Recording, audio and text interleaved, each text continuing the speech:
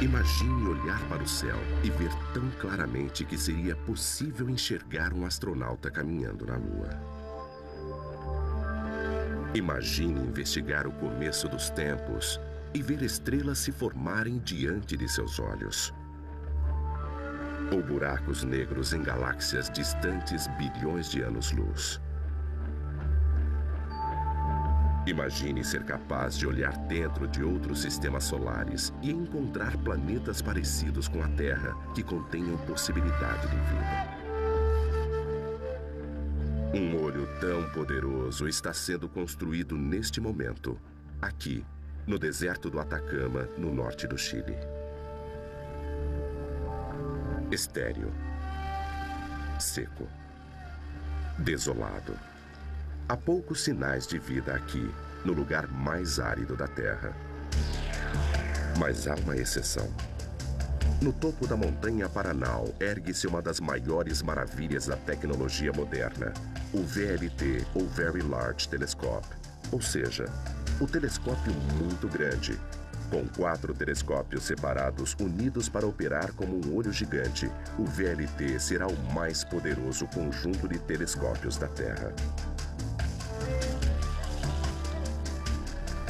Construir essa enorme estrutura é uma tarefa hercúlea. Quando estiver totalmente em operação no ano de 2005, terá exigido os esforços coordenados de mais de 200 cientistas e engenheiros.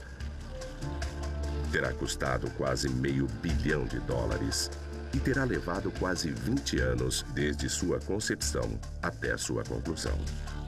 A mais poderosa ferramenta para desvendar os maiores segredos do cosmos. E será nossa janela para o universo.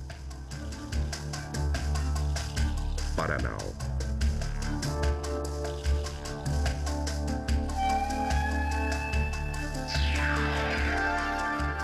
Paranal, uma janela para o universo.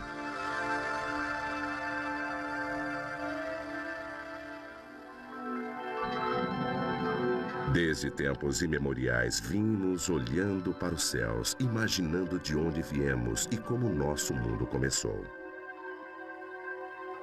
Civilizações antigas que estudaram os céus milhares de anos atrás construíram observatórios para seguir o movimento das estrelas. Entretanto, não era possível observar o espaço em profundidade. Sem telescópios, nossos ancestrais, incluindo os antigos índios que viveram no deserto do Atacama, no Chile, tinham uma visão diferente do cosmos.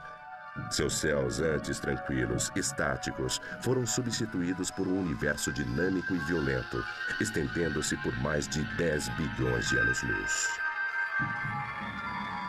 Modernos telescópios terrestres como Keck no Havaí e aqueles em órbita no espaço como Hubble estenderam os limites de nossa galáxia ao inimaginável. Esses telescópios nos trazem informações de estrelas energéticas e as explosões cósmicas de supernovas. Eles nos mostraram buracos negros 3 bilhões de vezes mais volumosos do que o Sol e capturaram luz do limite extremo do nosso universo. Mas apesar das descobertas espantosas que esses telescópios fizeram, as perguntas que atormentavam nossos ancestrais por milhares de anos ainda permanecem. De onde viemos? Como tudo começou? É a fascinação da astronomia, naturalmente, a curiosidade de saber como o universo começou, como evoluiu, como se transformou do Big Bang ao universo como conhecemos agora, que é uma das coisas mais interessantes e mais fascinantes da astronomia.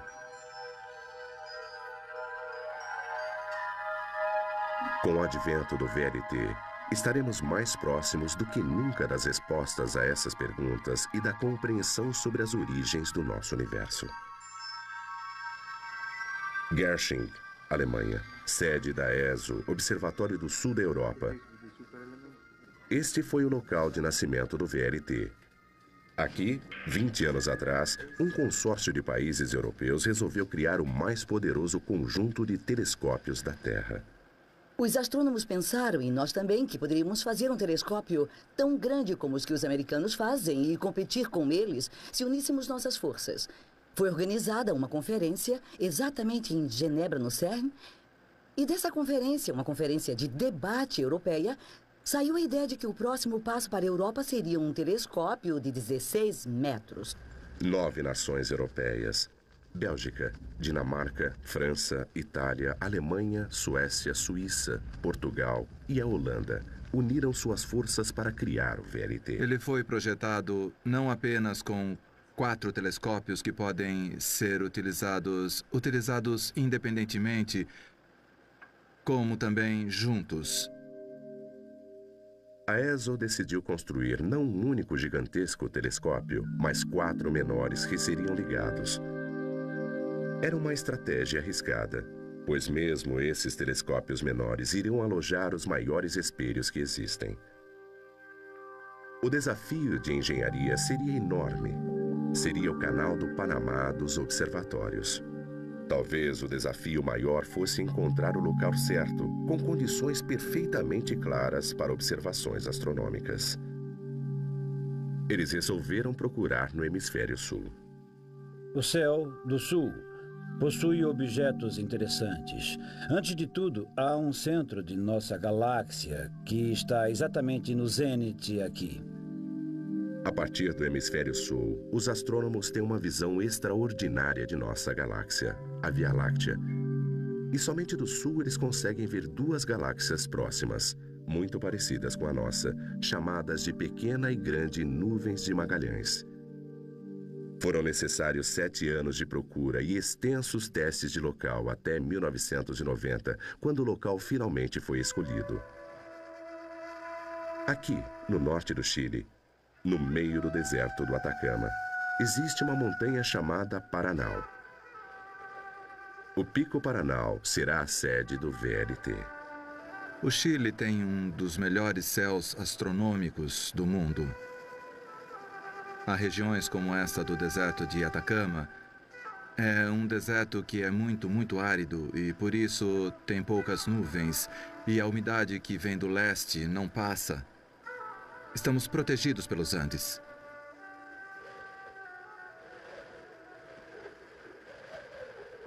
Auxiliado pela corrente Humboldt e protegido pela Cordilheira dos Andes, aqui em Paranal não há nuvens, incrivelmente 350 dias por ano. A corrente de Humboldt, que mantém o mar bastante frio, faz com que as nuvens se formem muito perto da superfície do mar, a uns 600 metros mais ou menos de altura. E como o observatório está a 2.600 metros, as nuvens sempre estão mais abaixo. As condições extremas do deserto trazem um enorme desafio. Como pode a ESO construir uma das mais avançadas ferramentas da moderna astronomia em um lugar que, literalmente, está no meio do nada? Quando eu cheguei, no início eu tinha somente um problema, que era o de estar só.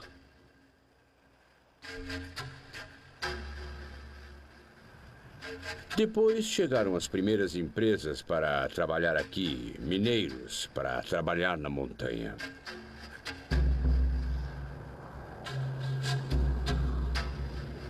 Tínhamos um caminho de acesso que era uma pista para veículos de tração dupla. E a montanha era, entretanto, a Montanha Paranal, com seu pico de 2.644 metros. Jorg Eschwey tem a enorme tarefa de levar adiante a construção do VLT. Ele ainda se lembra de sua primeira visita. Quando eu cheguei, eu vi montanhas, deserto, oceano e nada mais. Enfrentando um desafio extraordinário, Eschwey teve uma grande ideia. Recrutou engenheiros chilenos das minas de cobre vizinhas. Eles tinham a habilidade e a experiência para lidar com essas condições duras.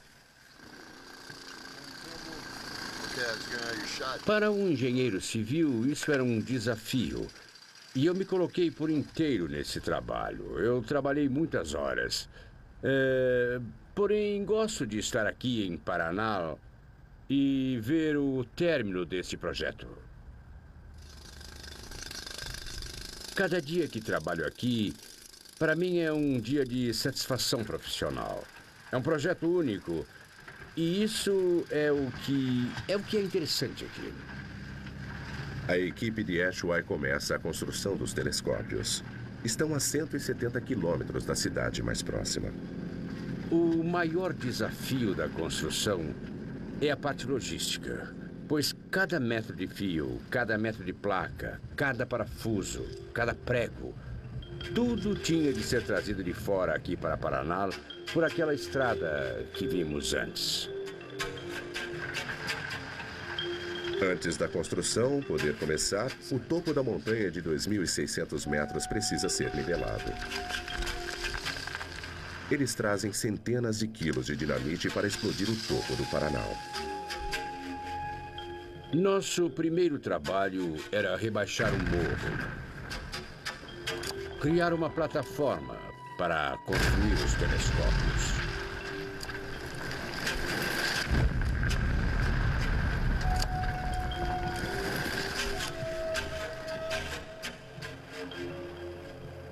Este era o primeiro trabalho. Foi realizado nos anos de 91, 92 e 93. Em seguida, a instalação da usina de geração de energia elétrica. 490 mil metros cúbicos de pedra, suficientes para encher 2 vezes o Coliseu Romano, foram explodidas e retiradas do pico. Com a plataforma nivelada, os engenheiros começaram a construção dos alicerces que iriam receber os 4 telescópios.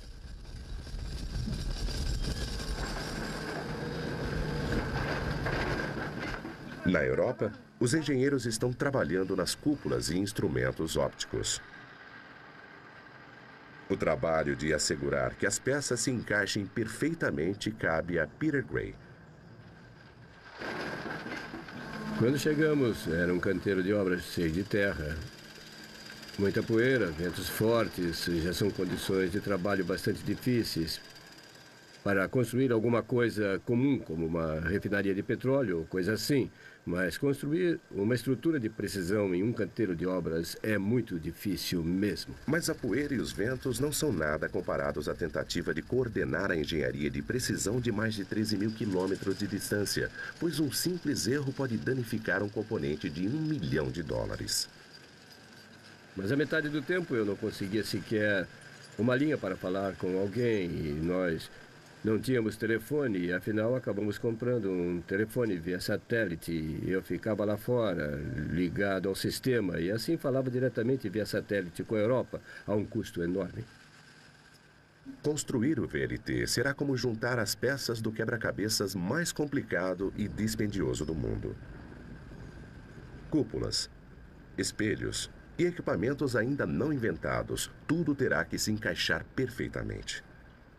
Temos de mover uma grande máquina como um telescópio de 400 ou 500 toneladas, com toda a precisão de um décimo de segundo. E temos de apontar essa máquina para o céu com grande precisão, localizar as estrelas e ter tudo funcionando. Os delicados componentes do telescópio estão sendo fabricados na Europa e nos Estados Unidos. Depois de 10 anos de preparação no Chile, o local está agora basicamente pronto. Mas a parte mais difícil ainda está por vir. Transportar e juntar todas as partes que nos darão uma janela para o universo em um dos mais longínquos lugares da Terra.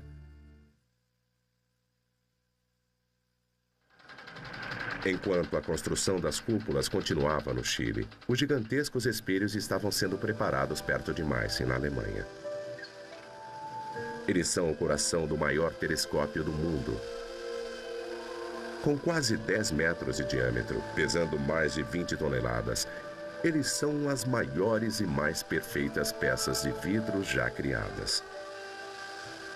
Para dar forma ao espelho, 45 toneladas de vidro cerâmico derretido são derramadas em um molde rotativo. É a rotação desse molde que vai criar a curvatura precisa. Em seguida, ele é colocado em uma fornalha especial onde vagarosamente durante 3 meses é resfriado até a temperatura ambiente. Durante outros 9 meses, um lento processo de esmerilhação modela e dá acabamento a esse espelho de 22 toneladas. Em seguida, é na oficina da Rosque, perto de Paris, que o espelho passa por um polimento meticuloso.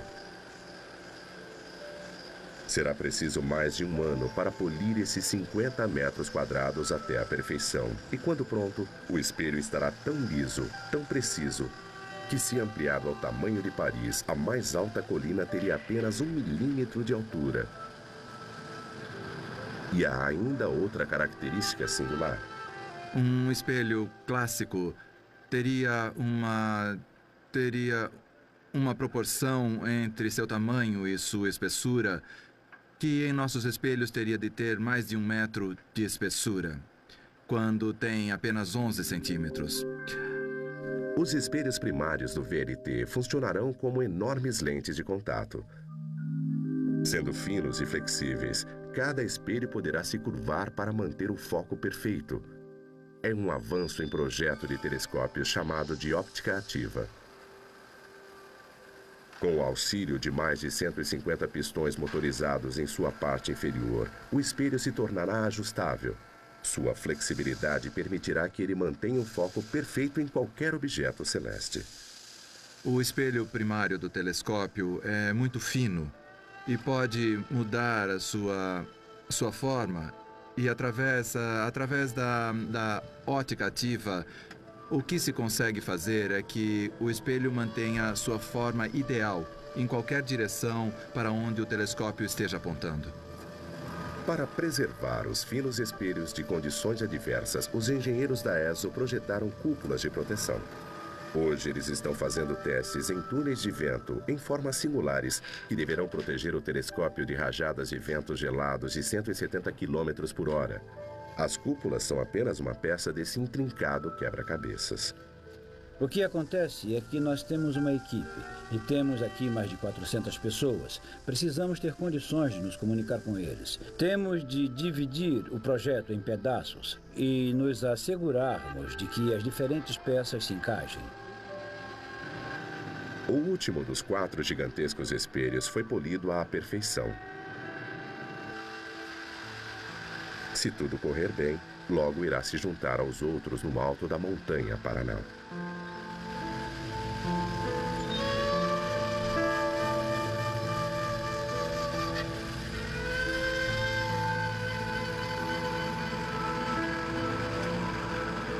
Ele é empacotado como um presente valioso em seu próprio container especialmente planejado. O espelho demorará várias semanas na jornada de Paris até Roterdã, continuando até Antofagasta, na costa do Chile, no Pacífico.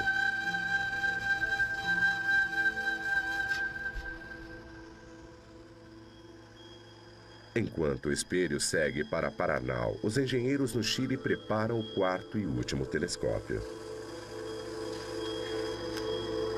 Em distante isolamento, eles trabalham dia e noite para que tudo fique pronto para a chegada do espelho. Durante esses últimos 6 meses, temos trabalhado 20 horas por dia, 7 dias por semana. Toda a equipe para conseguirmos que fique pronto até lá. Felizmente, tudo deu certo.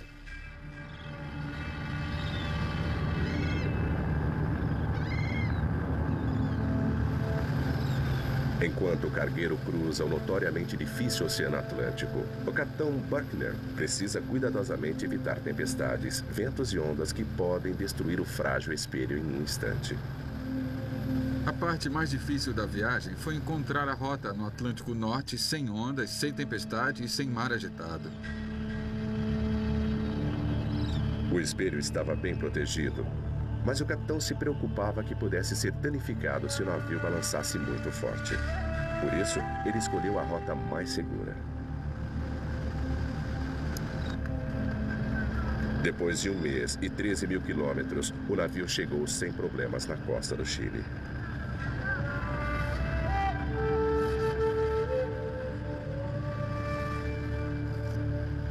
O carregamento precisa ser feito muito, muito devagar e com muito cuidado, como uma carga pesada. Por isso, nós manejamos esse espelho como uma carga pesada, apesar dele não ser tão pesado para nós.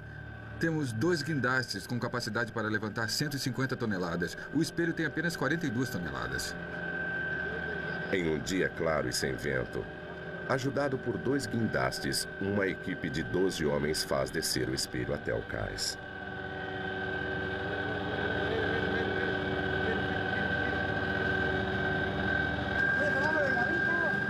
Um movimento em falso e 3 anos de trabalho estariam perdidos.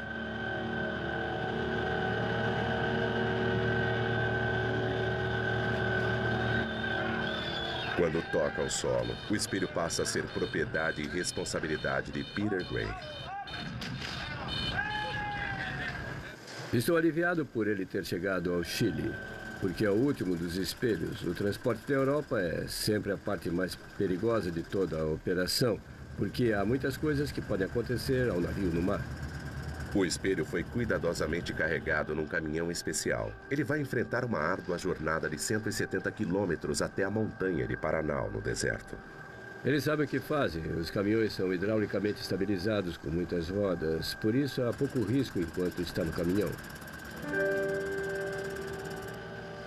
O próximo processo é simplesmente um transporte muito lento por estrada para Paranal. O caminhão se move a passo de lesma. Não mais do que 5 quilômetros por hora. Uma escolta da polícia e um séquito de técnicos guiam o espelho em sua viagem. Uma equipe de reparo vai nivelando a estrada à frente.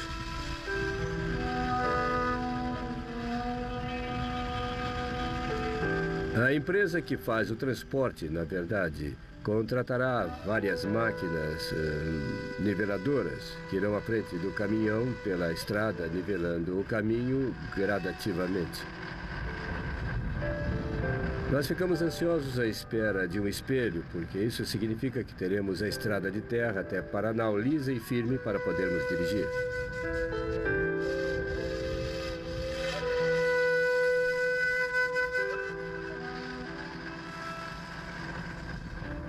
Depois de 2 dias, o espelho finalmente chega à base da montanha, a 3 quilômetros do topo. Enquanto ficar temporariamente guardado neste hangar, irá receber uma fina camada de alumínio reflexivo.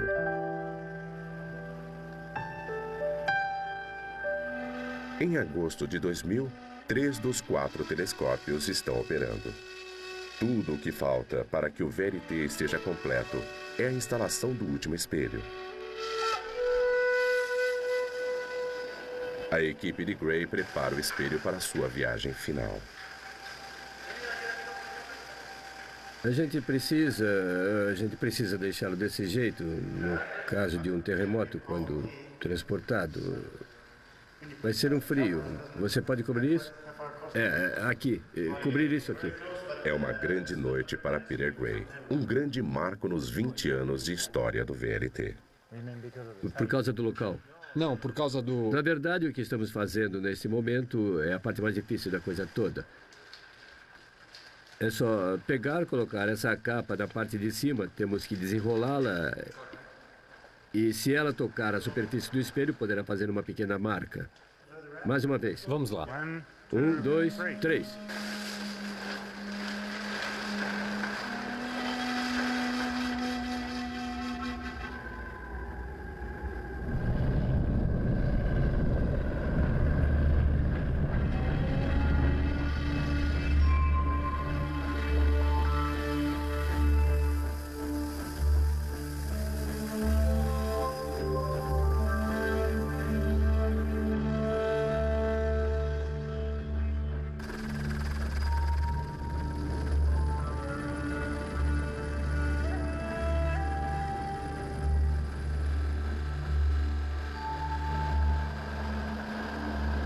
Uma vez pronto para a instalação, eles começam a levá-lo montanha acima.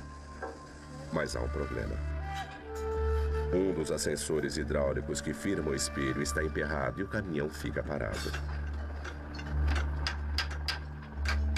A única solução é firmar essa célula de espelho de 40 toneladas com um macaco hidráulico operado manualmente.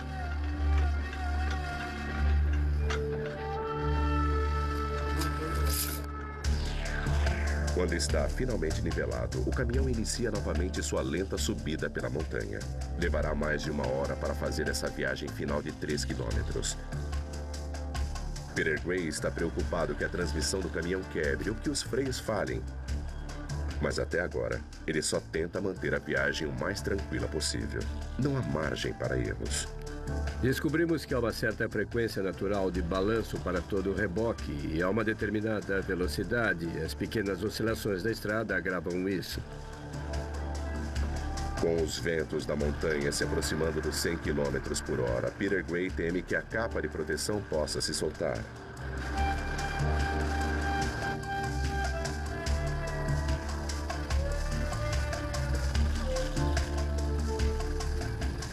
Quando chegarmos ao topo da montanha, descarregaremos a célula do espelho, a qual chamamos plataforma de ascensão.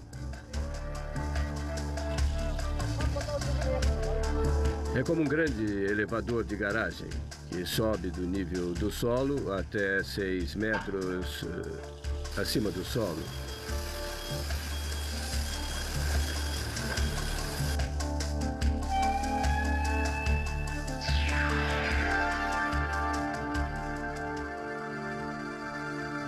Então entra por uma porta até ficar ao lado do telescópio.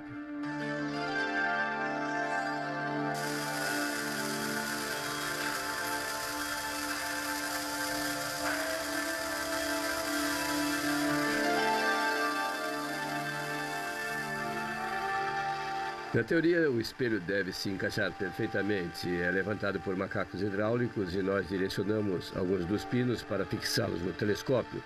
Quando está adequadamente acoplado, nós os prendemos.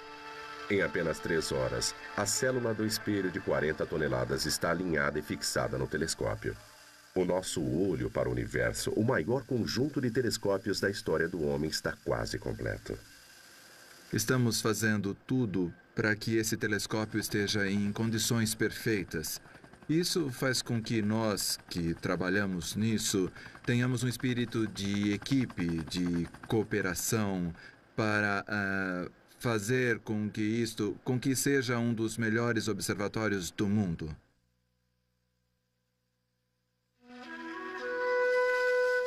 Montanha Paranal, onde os ventos do inverno sopram a mais de 170 km por hora. As condições climáticas são sempre as mesmas, sempre ensolarado, céu azul, mas o vento pode vir e estamos sempre com frio. Não há muitos lugares quentes para se trabalhar. Além do rigor do tempo, o VLT precisa também sobreviver aos fortes terremotos que abalam essa região do mundo. Os domos e os telescópios precisam se mover com precisão, em harmonia, para localizar uma estrela durante a noite toda, todas as noites do ano. A cúpula faz parte, em um certo sentido, do próprio telescópio. Então, o telescópio não se move no interior da cúpula, mas simplesmente em uma direção bem definida, o telescópio está montado em um recipiente que pode girar.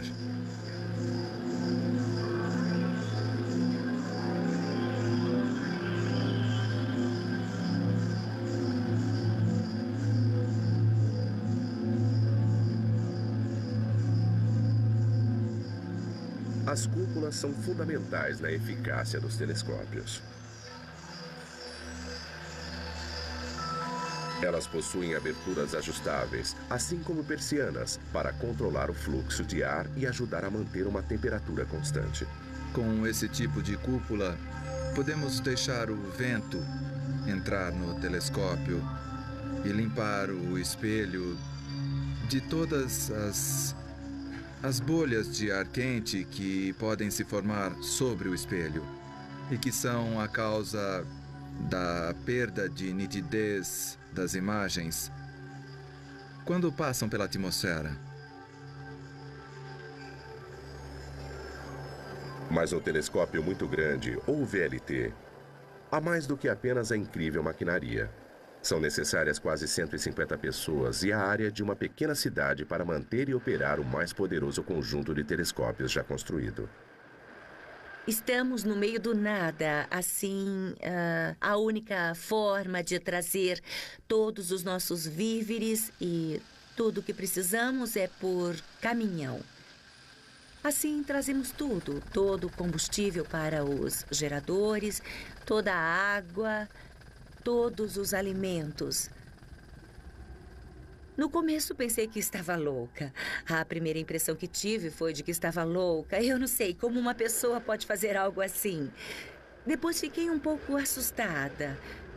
Porque o projeto é um projeto enorme. Tudo é enorme neste projeto. Temos o maior telescópio. Os tanques de água são enormes. Tudo era tão grande que me assustei um pouco.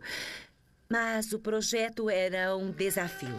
Victoria Browning é o equivalente ao prefeito de uma pequena cidade. Ela precisa fornecer combustível, alimento e alojamento.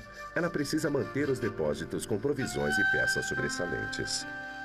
Bem fora a logística, que tem a ver com a situação do local, há o problema do próprio pessoal, ou seja, criar-se um ambiente que faça com que as pessoas estejam dispostas a trabalhar, que estejam satisfeitas sobre todos os aspectos básicos, que é onde dormem, onde comem e quando dormem e quando comem, ou seja, todos esses aspectos que são detalhes, mas que fazem uma pessoa se sentir feliz. A pessoa terá de compartilhar quase tudo com seus colegas. Vai tomar o café da manhã, almoçar com eles, vai jantar com eles, depois irá ao cinema. Temos uma sala de projeções pequena, irá ao cinema com as mesmas pessoas. É preciso que sejam pessoas com capacidade de adaptação muito integradas. Manter as instalações de habitação e os telescópios funcionando 24 horas por dia exige uma enorme quantidade de energia elétrica, toda ela gerada no próprio local. Aqui embaixo é o setor técnico. Os containers diante deste edifício são o centro de geração da força elétrica, da corrente elétrica. Reinaldo, o que está sendo trocado? Que filtro você está trocando? Bem, neste momento estamos trabalhando com 2 geradores. Sempre temos um sobressalente, 3 no total. Então, se falha um, o outro automaticamente tem de entrar e cobrir essa falha. Temos um sistema de alarme, está todo conectado, assim podemos saber exatamente o que falhou. Com 3 geradores, a usina produz eletricidade suficiente para atender a uma cidade de 5.000 habitantes. Energia suficiente para alimentar os motores, os equipamentos de refrigeração e os poderosos computadores que operam os 4 telescópios. Os túneis transportam toda a energia elétrica a todos os circuitos elétricos principais dentro de cada telescópio para sua futura distribuição, ou seja, sua contínua distribuição. Esses túneis têm o propósito de transportar dutos de líquido frio que se usa para o ar-condicionado nas cúpulas dos telescópios, desde a sala de máquinas da usina, no edifício de controle, até os diferentes telescópios. Os telescópios são instrumentos de precisão. Mas para fazê-los funcionar perfeitamente é preciso planejamento e coordenação extraordinários, dado seu enorme tamanho.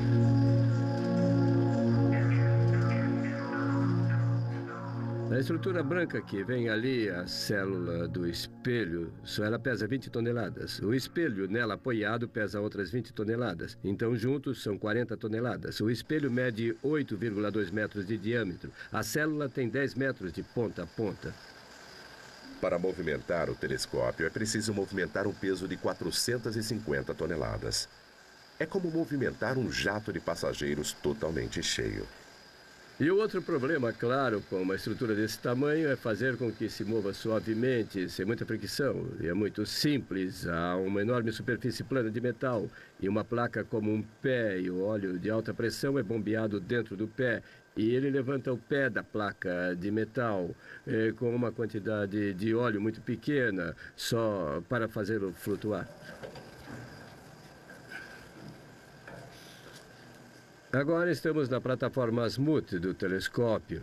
Aqui é como a sala de máquinas do telescópio, não é tão bonito como as outras partes, mas é aqui que acontece a grande tração do telescópio e o grande fluxo de óleo. O que se vê aqui na parte de cima são os ímãs, a parte do motor de tração do azimuth do telescópio. Os ímãs movimentarão os telescópios e os domos suavemente, enquanto o VLT localiza estrelas a milhões de quilômetros de distância. Setembro de 2000. Um mês depois do principal espelho ter sido instalado no telescópio número 4, ele está pronto para seu primeiro voo. A equipe se concentra na nave de controle do telescópio para o teste inaugural. Krista? Sim.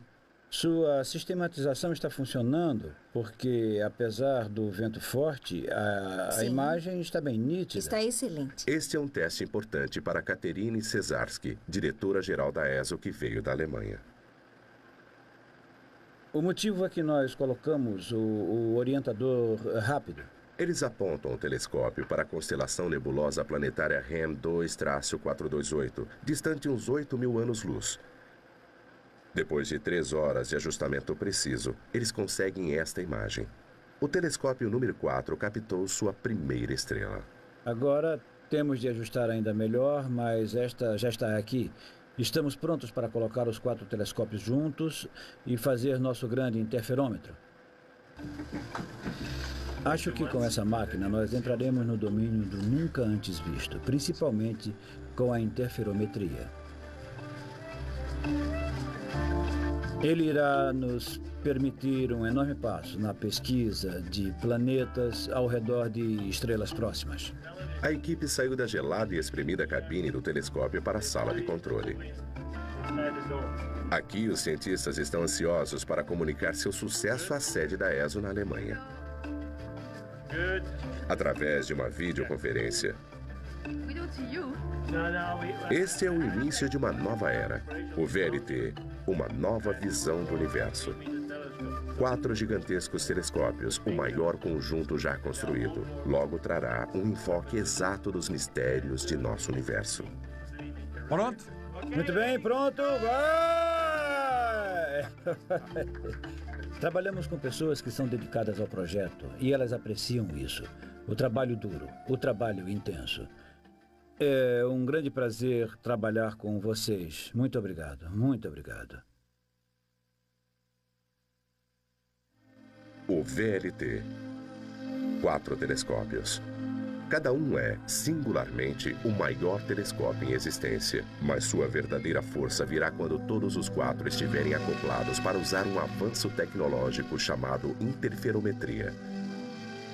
Com a interferometria, a luz captada dos 4 telescópios em separado é encaminhada a um local, criando o equivalente a um único e gigantesco telescópio óptico com uma resolução maior do que a de qualquer outro já construído. Com sua tecnologia avançada, o VLT será 70.000 vezes mais sensível que o primeiro telescópio construído 4 séculos atrás por Galileu. O VLT levará os astrônomos aos confins do universo visível e os ajudará a detectar planetas específicos girando ao redor de estrelas diferentes. Em interferometria, o que se faz é interferir na luz, aproveitando a natureza ondulante da luz, que provoca a interferência um pouco como o que acontece quando jogamos 2 pedras em um lago e as ondas interferem entre si, criando áreas de picos ou de vales. Somente em 2005 será possível colocar em funcionamento os complicados hardwares e softwares que irão unir os 4 telescópios, mas os cientistas já estão clamando pelo uso do VLT. O astrônomo chileno Luiz Barreira foi selecionado para estudar tênues objetos celestes perto de Netuno. Como astrônomo chileno, uma das coisas mais importantes é que o céu que temos neste lugar é espetacular. É uma janela que temos para o universo. Com certeza, porque é uma coisa bem diferente. Com o tempo do telescópio sendo disputado, ele é um dos felizes pretendentes a estudar em Paraná. Aqui temos de postular, como qualquer astrônomo, certo? E somos selecionados junto com os projetos para poder trabalhar aqui. O tempo de observação para ficar em Paraná depende do escopo e do peso do projeto. Outros astrônomos estão aqui para estudar uma série de fenômenos, desde a formação de estrelas e planetas até o Big Bang. Eles esperam que o VLT venha a revolucionar nossa visão do cosmos, exatamente como os telescópios anteriores fizeram uma geração atrás.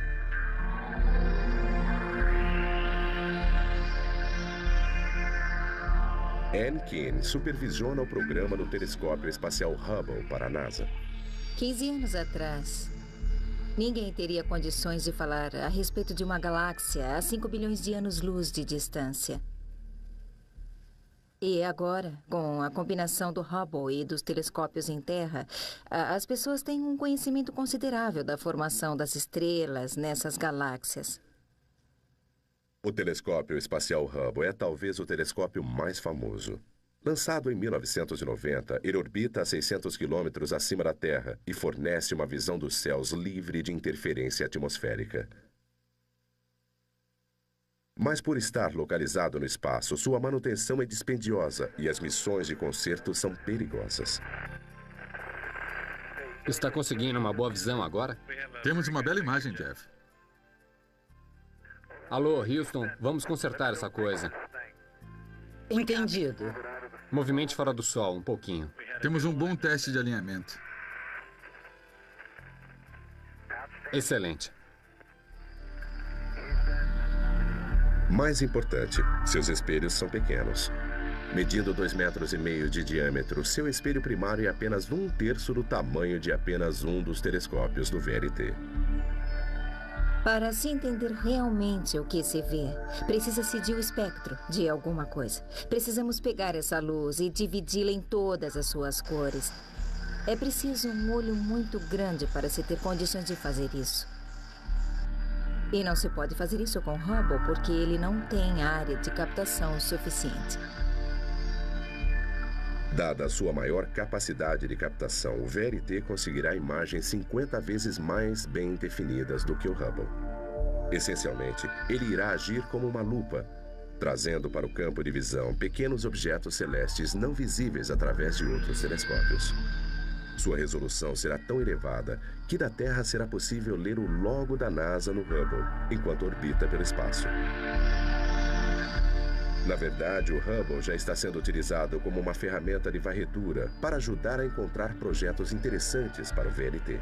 Acho que haverá muita cooperação científica entre o VLT e o Hubble, quando se poderá fazer a imagem exploratória pelo Hubble e, então, fazer a análise mais profunda e astrofísica com o VLT.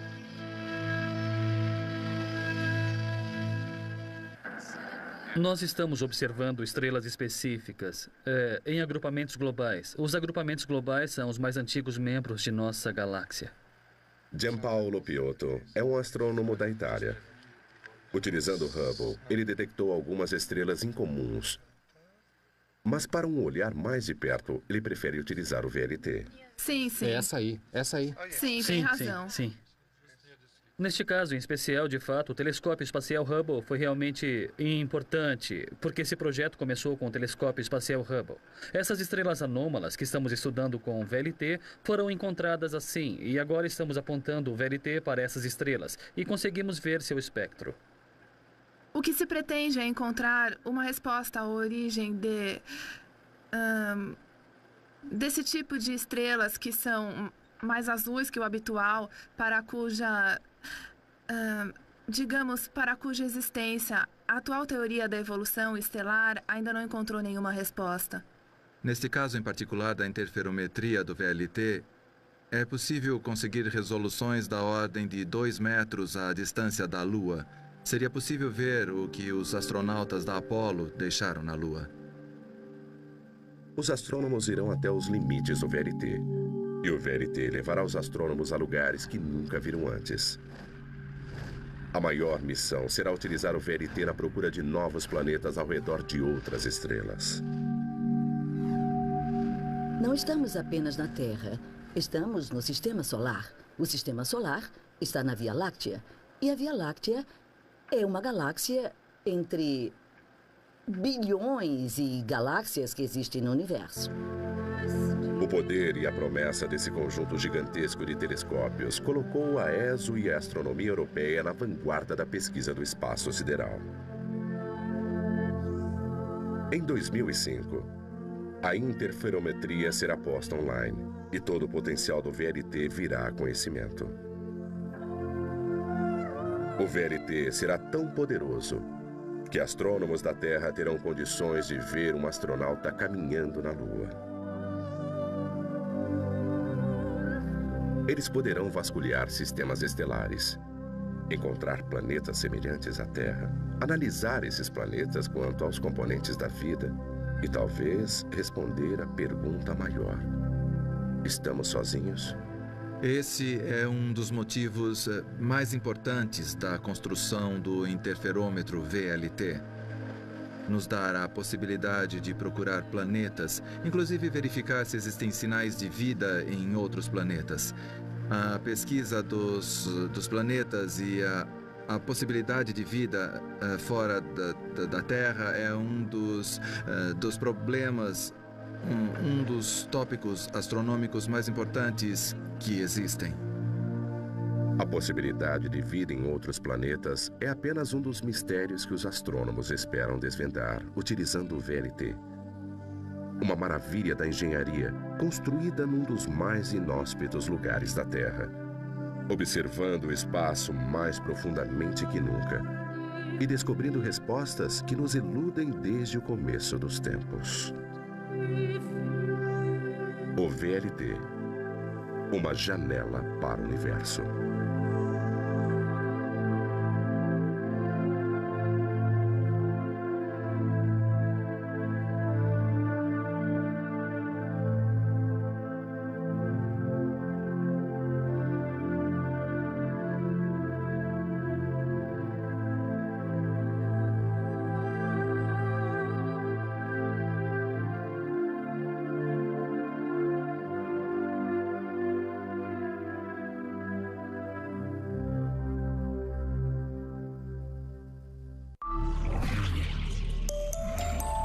Coordenação extraordinários, dado seu enorme tamanho.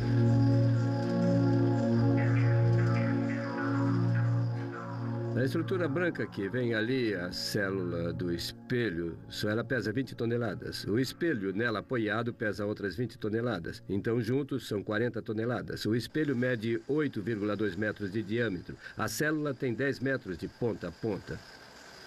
Para movimentar o telescópio, é preciso movimentar um peso de 450 toneladas.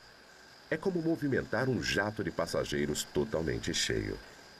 E o outro problema, claro, com uma estrutura desse tamanho é fazer com que se mova suavemente, sem muita fricção. E é muito simples. Há uma enorme superfície plana de metal e uma placa como um pé, e o óleo de alta pressão é bombeado dentro do pé. E ele levanta o pé da placa de metal com uma quantidade de óleo muito pequena, só para fazê-lo flutuar. Agora estamos na plataforma azimuth do telescópio. Aqui é como a sala de máquinas do telescópio, não é tão bonito como as outras partes, mas é aqui que acontece a grande tração do telescópio e o grande fluxo de óleo.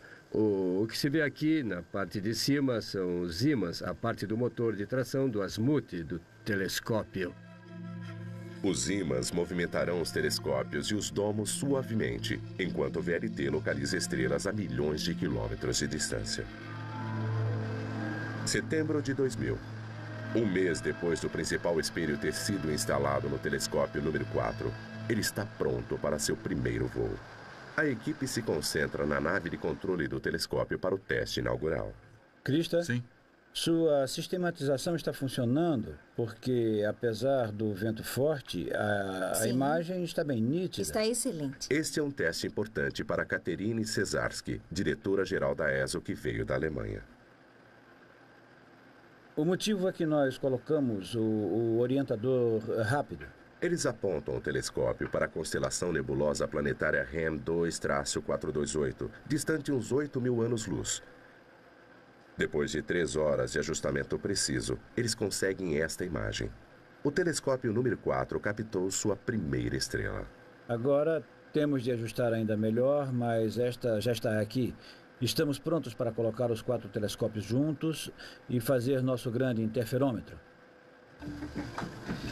Acho que com essa máquina nós entraremos no domínio do nunca antes visto, principalmente com a interferometria.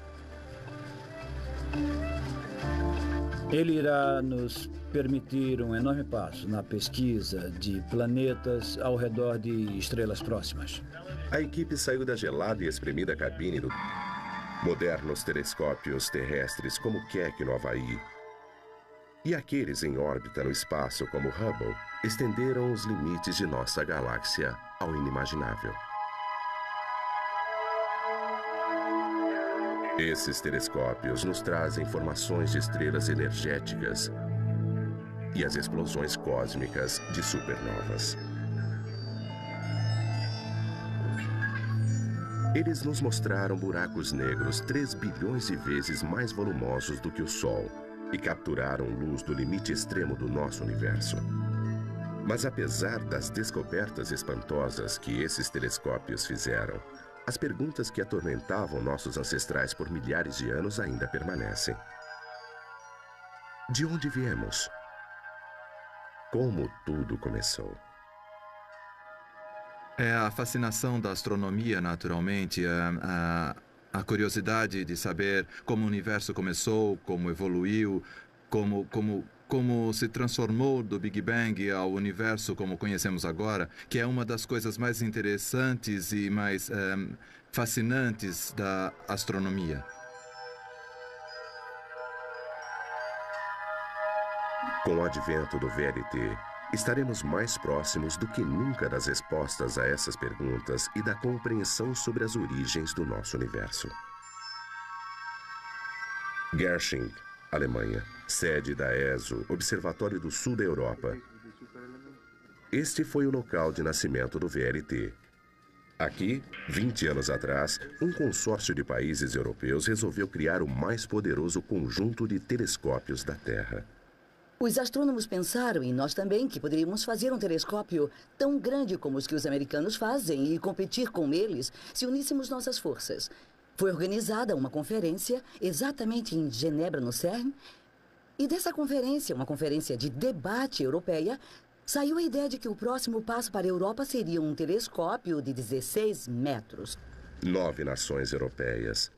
Bélgica, Dinamarca, França, Itália, Alemanha, Suécia, Suíça, Portugal e a Holanda uniram suas forças para criar o VLT. Ele foi projetado não apenas com 4 telescópios que podem ser utilizados independentemente, como também juntos. A ESO decidiu construir não um único gigantesco telescópio, mas 4 menores que seriam ligados. Era uma estratégia arriscada, pois mesmo esses telescópios menores iriam alojar os maiores espelhos que existem. O desafio de engenharia seria enorme. Seria o Canal do Panamá. As mais interessantes e mais fascinantes da astronomia.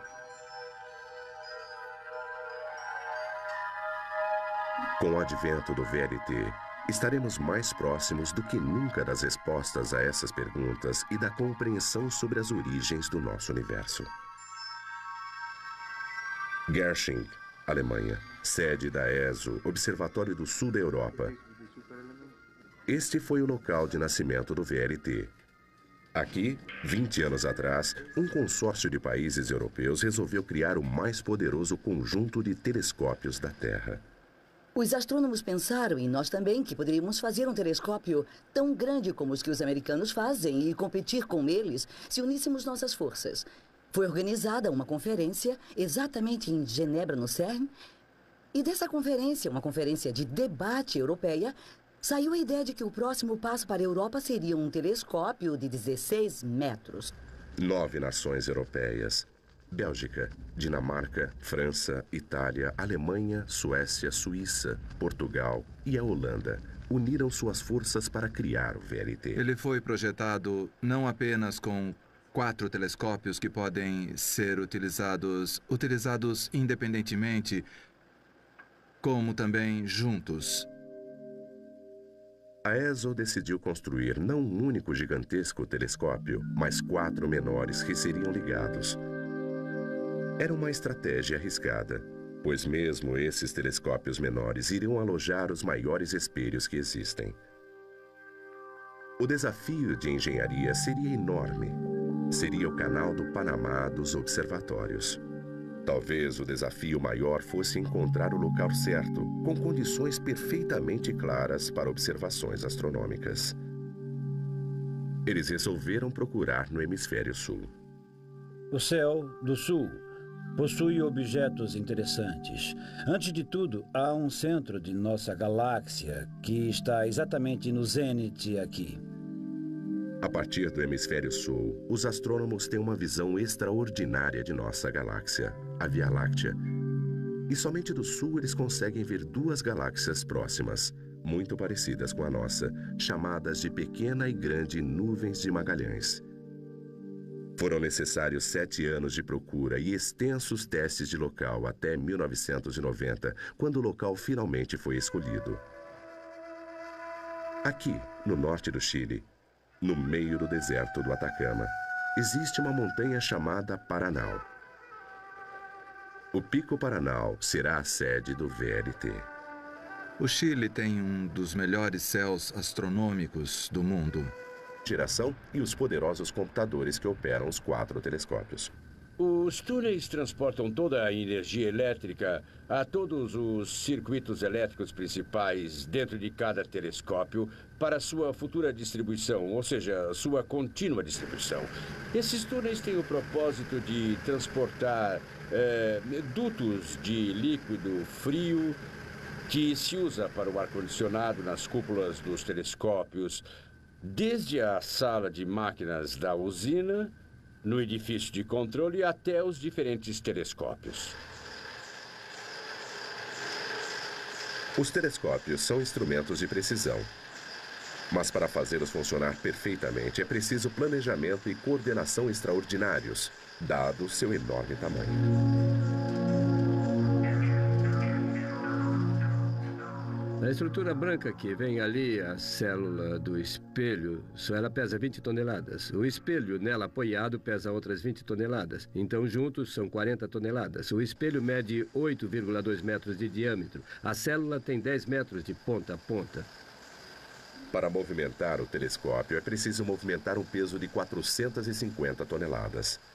É como movimentar um jato de passageiros totalmente cheio. E o outro problema, claro, com uma estrutura desse tamanho é fazer com que se mova suavemente, sem muita fricção. E é muito simples. Há uma enorme superfície plana de metal e uma placa como um pé, e o óleo de alta pressão é bombeado dentro do pé. E ele levanta o pé da placa de metal com uma quantidade de óleo muito pequena, só para fazê-lo flutuar. Agora estamos na plataforma Azimuth do telescópio. Aqui é como a sala de máquinas do telescópio, não é tão bonito como as outras partes, mas é aqui que acontece a grande tração do telescópio e o grande fluxo de óleo. O que se vê aqui na parte de cima são os ímãs, a parte do motor de tração do Azimuth do telescópio. Os ímãs movimentarão os telescópios e os domos suavemente, enquanto o VLT localiza estrelas a milhões de quilômetros de distância. Setembro de 2000. Um mês depois do principal espelho ter sido instalado no telescópio número 4, ele está pronto para seu primeiro voo. A equipe se concentra na nave de controle do telescópio para o teste inaugural. Krista? Sim. Sua sistematização está funcionando, porque apesar do vento forte, a imagem está bem nítida. Está excelente. Este é um teste importante para Katerine Cesarski, diretora-geral da ESO que veio da Alemanha. O motivo é que nós colocamos o orientador rápido. Eles apontam o telescópio para a constelação nebulosa. Um deserto que é muito árido e por isso tem poucas nuvens e a umidade que vem do leste não passa. Estamos protegidos pelos Andes.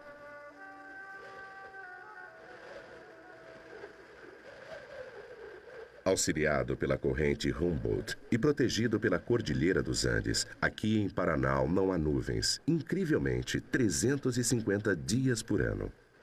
A corrente de Humboldt, que mantém o mar bastante frio, faz com que as nuvens se formem muito perto da superfície do mar, a uns 600 metros mais ou menos de altura. E como o observatório está a 2.600 metros, as nuvens sempre estão mais abaixo. As condições extremas do deserto trazem um enorme desafio. Como pode a ESO construir uma das mais avançadas ferramentas da moderna astronomia em um lugar que, literalmente, está no meio do nada? Quando eu cheguei, no início eu tinha somente um problema, que era o de estar só.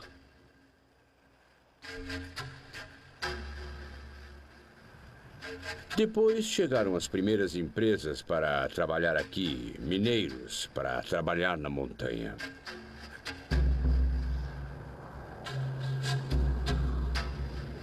Tínhamos um caminho de acesso que era uma pista para veículos de tração dupla. E a montanha era, entretanto, a Montanha Paranal, com seu pico de 2.644 metros. Jorg Eschwey tem a enorme tarefa de levar adiante a construção do VLT. Ele ainda se lembra de sua primeira visita. Quando eu cheguei, eu vi montanhas, deserto, oceano e nada mais. Enfrentando um desafio extraordinário, Eschwey teve uma grande ideia. Recrutou engenheiros chilenos das minas de cobre vizinhas. Eles tinham a habilidade e a experiência para lidar com essas condições duras. Para um engenheiro civil, isso era um desafio. E eu me coloquei por inteiro nesse trabalho. Eu trabalhei muitas horas.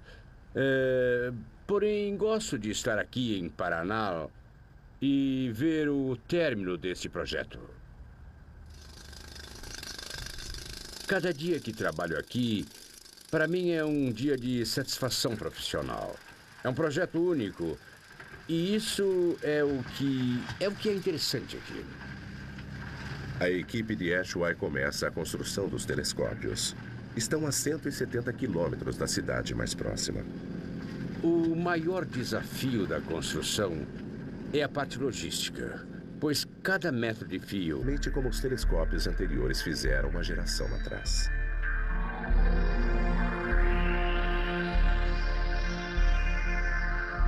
Ann Keane supervisiona o programa do telescópio espacial Hubble para a NASA.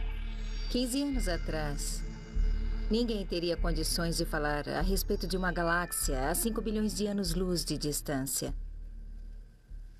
E agora, com a combinação do Hubble e dos telescópios em Terra, as pessoas têm um conhecimento considerável da formação das estrelas nessas galáxias. O telescópio espacial Hubble é talvez o telescópio mais famoso. Lançado em 1990, ele orbita a 600 quilômetros acima da Terra e fornece uma visão dos céus livre de interferência atmosférica. Mas por estar localizado no espaço, sua manutenção é dispendiosa e as missões de conserto são perigosas. Está conseguindo uma boa visão agora? Temos uma bela imagem, Jeff. Alô, Houston, vamos consertar essa coisa. Entendido. Movimente fora do sol, um pouquinho. Temos um bom teste de alinhamento. Excelente. Mais importante, seus espelhos são pequenos. Medindo 2,5 metros de diâmetro, seu espelho primário é apenas 1/3 do tamanho de apenas um dos telescópios do VLT. Para se entender realmente o que se vê, precisa-se de um espectro de alguma coisa. Precisamos pegar essa luz e dividi-la em todas as suas cores. É preciso um olho muito grande para se ter condições de fazer isso. E não se pode fazer isso com Hubble porque ele não tem área de captação suficiente. Dada a sua maior capacidade de captação, o VLT conseguirá imagens 50 vezes mais bem definidas do que o Hubble. Essencialmente, ele irá agir como uma lupa, trazendo para o campo de visão pequenos objetos celestes não visíveis através de outros telescópios. Sua resolução será tão elevada que da Terra será possível ler o logo da NASA no Hubble, enquanto orbita pelo espaço. Na verdade, o Hubble já está sendo utilizado como uma ferramenta de varredura para ajudar a encontrar projetos interessantes para o VLT. Acho que haverá muita cooperação científica entre o VLT e o Hubble, quando se poderá fazer a imagem exploratória pelo Hubble e, então, fazer a análise mais profunda e astrofísica com o VLT.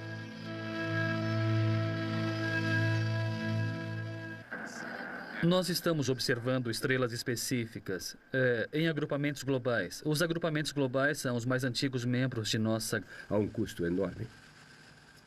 Construir o VLT será como juntar as peças do quebra-cabeças mais complicado e dispendioso do mundo. Cúpulas, espelhos e equipamentos ainda não inventados, tudo terá que se encaixar perfeitamente. Temos de mover uma grande máquina como um telescópio de 400 ou 500 toneladas, com toda a precisão de um décimo de segundo. E temos de apontar essa máquina para o céu com grande precisão, localizar as estrelas e ter tudo funcionando. Os delicados componentes do telescópio estão sendo fabricados na Europa e nos Estados Unidos. Depois de 10 anos de preparação no Chile, o local está agora basicamente pronto. Mas a parte mais difícil ainda está por vir. Transportar e juntar todas as partes que nos darão uma janela para o universo em um dos mais longínquos lugares da Terra.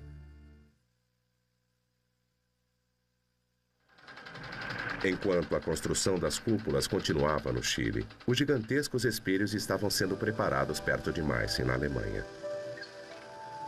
Eles são o coração do maior telescópio do mundo.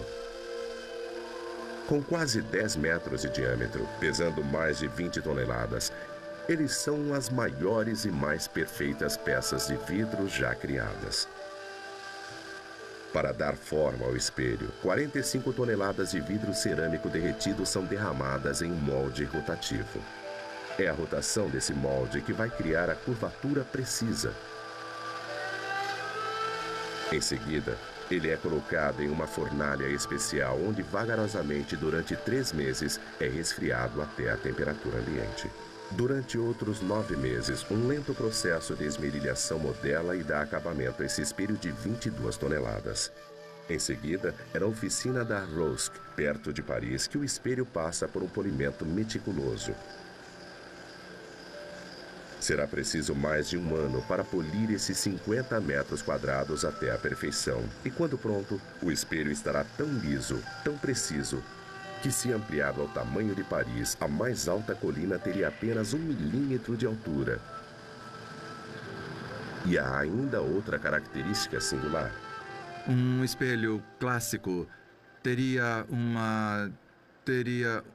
uma proporção entre seu tamanho e sua espessura que em nossos espelhos teria de ter mais de 1 metro de espessura, quando tem apenas 11 centímetros. Os espelhos primários do VLT funcionarão como enormes lentes de contato. Sendo finos e flexíveis, já estão clamando pelo uso do VLT. O astrônomo chileno Luiz Barreira foi selecionado para estudar tênues objetos celestes perto de Netuno. Como astrônomo chileno, uma das coisas mais importantes é que o céu que temos neste lugar é espetacular. É uma janela que temos para o universo. Com certeza, porque é uma coisa bem diferente. Com o tempo do telescópio sendo disputado, ele é um dos felizes pretendentes a estudar em Paraná. Aqui temos de postular, como qualquer astrônomo, certo? E somos selecionados junto com os projetos para poder trabalhar aqui. O tempo de observação para ficar em Paraná depende do escopo e do peso do projeto. Outros astrônomos estão aqui para estudar uma série de fenômenos, desde a formação de estrelas e planetas até o Big Bang. Eles esperam que o VLT venha a revolucionar nossa visão do cosmos, exatamente como os telescópios anteriores fizeram uma geração atrás.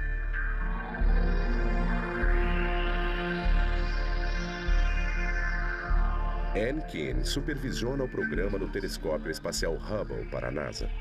15 anos atrás, ninguém teria condições de falar a respeito de uma galáxia a 5 bilhões de anos-luz de distância.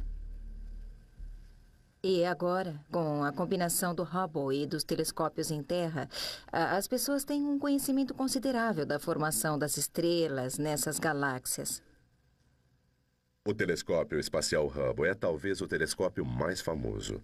Lançado em 1990, ele orbita a 600 quilômetros acima da Terra e fornece uma visão dos céus livre de interferência atmosférica. Mas por estar localizado no espaço, sua manutenção é dispendiosa e as missões de conserto são perigosas. Está conseguindo uma boa visão agora? Temos uma bela imagem, Jeff. Alô, Houston, vamos consertar essa coisa. Entendido. Movimente fora do Sol, um pouquinho. Temos um bom teste de alinhamento. Excelente. Mais importante, seus espelhos são pequenos. Medindo 2,5 metros de diâmetro, seu espelho primário é apenas 1/3 do tamanho de apenas um dos telescópios do VLT.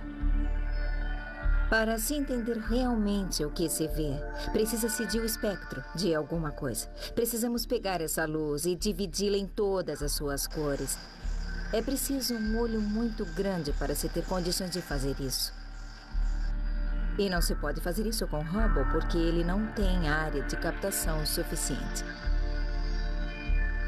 Dada a sua maior capacidade de captação, o VLT conseguirá imagens 50 vezes mais bem definidas do unir os 4 telescópios, mas os cientistas já estão clamando pelo uso do VLT.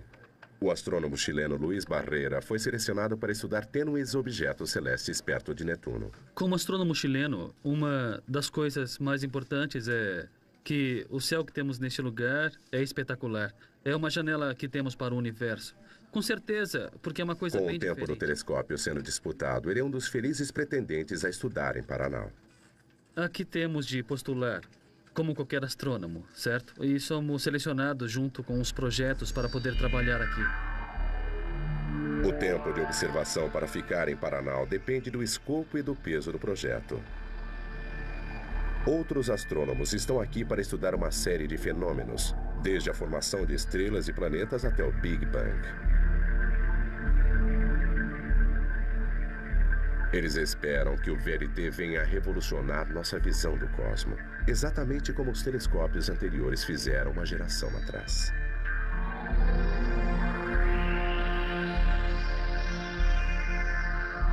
Ann Keane supervisiona o programa do telescópio espacial Hubble para a NASA.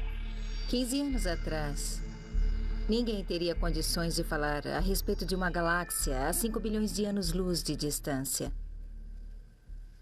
E agora, com a combinação do Hubble e dos telescópios em Terra, as pessoas têm um conhecimento considerável da formação das estrelas nessas galáxias. O telescópio espacial Hubble é talvez o telescópio mais famoso. Lançado em 1990, ele orbita a 600 quilômetros acima da Terra e fornece uma visão dos céus livre de interferência atmosférica. Mas por estar localizado no espaço, sua manutenção é dispendiosa e as missões de conserto são perigosas. Está conseguindo uma boa visão agora? Temos uma bela imagem, Jeff.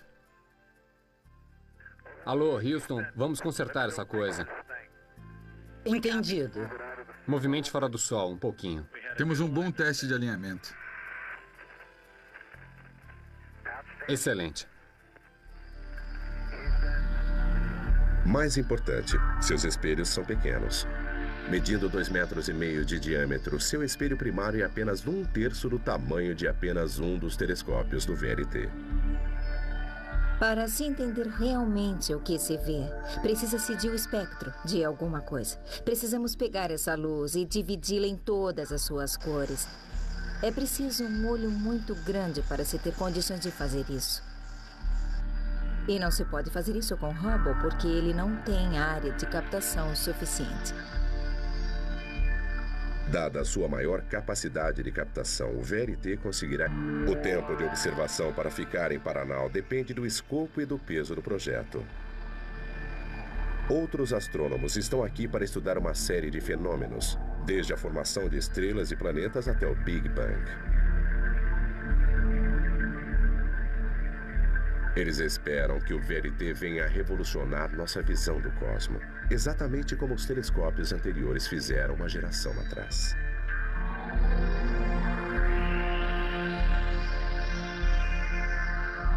Ann Keane supervisiona o programa no telescópio espacial Hubble para a NASA. 15 anos atrás, ninguém teria condições de falar a respeito de uma galáxia a 5 bilhões de anos-luz de distância. E agora, com a combinação do Hubble e dos telescópios em Terra, as pessoas têm um conhecimento considerável da formação das estrelas nessas galáxias. O telescópio espacial Hubble é talvez o telescópio mais famoso. Lançado em 1990, ele orbita a 600 quilômetros acima da Terra e fornece uma visão dos céus livre de interferência atmosférica. Mas por estar localizado no espaço, sua manutenção é dispendiosa e as missões de conserto são perigosas. Está conseguindo uma boa visão agora? Temos uma bela imagem, Jeff. Alô, Houston, vamos consertar essa coisa. Entendido. Movimente fora do sol, um pouquinho. Temos um bom teste de alinhamento. Excelente. Mais importante, seus espelhos são pequenos. Medindo 2,5 metros de diâmetro, seu espelho primário é apenas 1/3 do tamanho de apenas um dos telescópios do VLT. Para se entender realmente o que se vê, precisa-se de um espectro de alguma coisa. Precisamos pegar essa luz e dividi-la em todas as suas cores. É preciso um olho muito grande para se ter condições de fazer isso. E não se pode fazer isso com Hubble porque ele não tem área de captação suficiente. Dada a sua maior capacidade de captação, o VLT conseguirá imagens 50 vezes mais bem definidas do que o Hubble.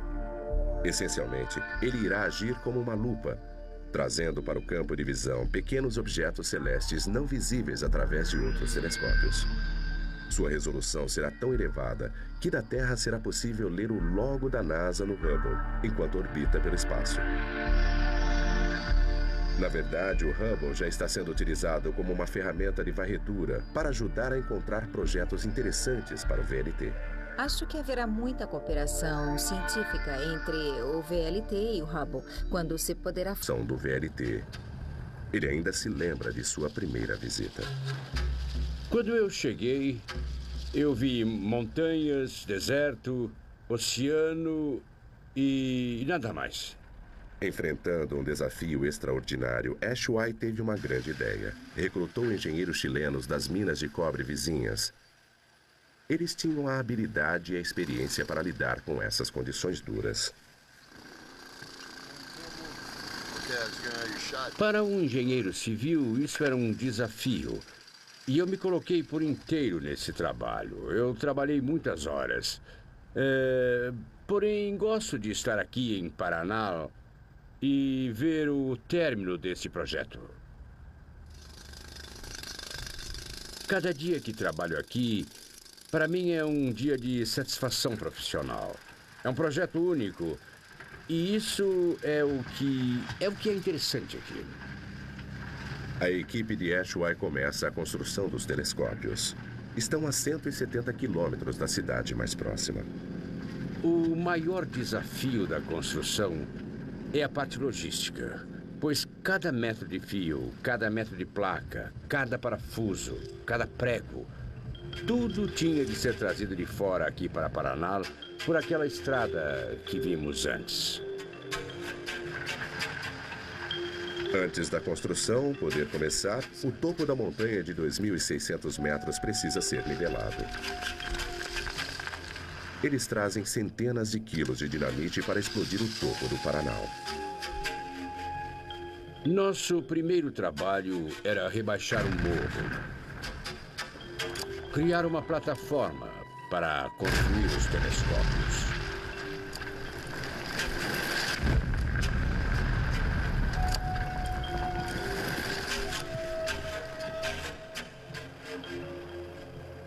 Este era o primeiro trabalho.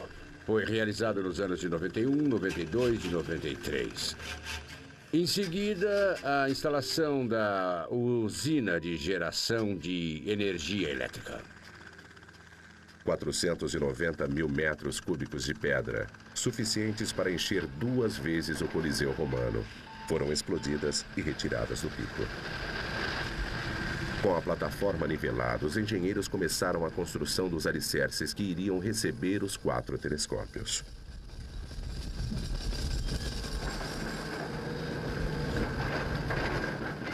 Na Europa, os engenheiros estão trabalhando nas cúpulas e instrumentos ópticos.